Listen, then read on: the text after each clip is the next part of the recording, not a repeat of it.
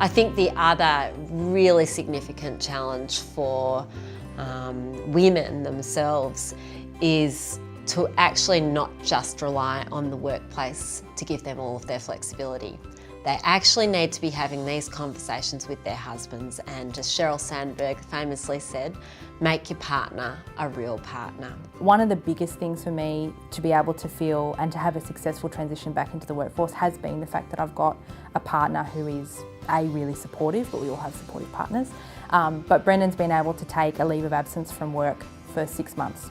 So I've taken the first 6 months off of Oliver's first year of life, and Brendan's taking the next 6 months off. But also just having a relationship in which Brendan and I are equal, and we do things. It's never been a consideration as to, you know, one person needs to do this because you're a woman, and one person needs to do this because you're a man. That's never been what our relationship is on.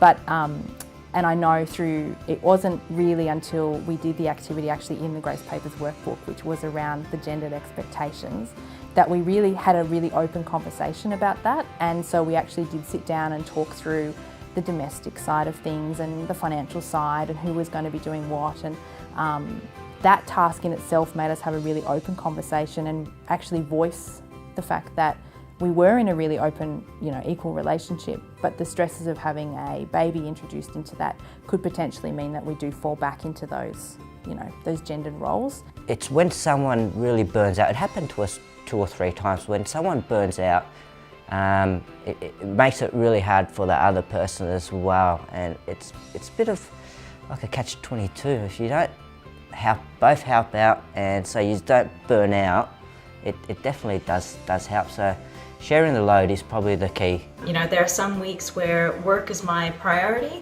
and my husband takes care of my daughter and he does the running around and the cooking and the cleaning and everything else, and that's how it has to be. There are other weeks where I need to pick up the housework and the work and everything else and try and make things work.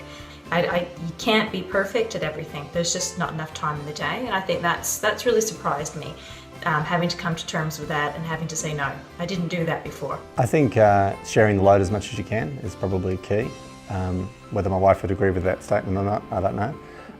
And also a fair bit of planning. You know, we have been pretty organised, particularly getting out the door in the mornings, who's picking up, who's dropping off, and then having the flexibility to deal with the randomness associated with them.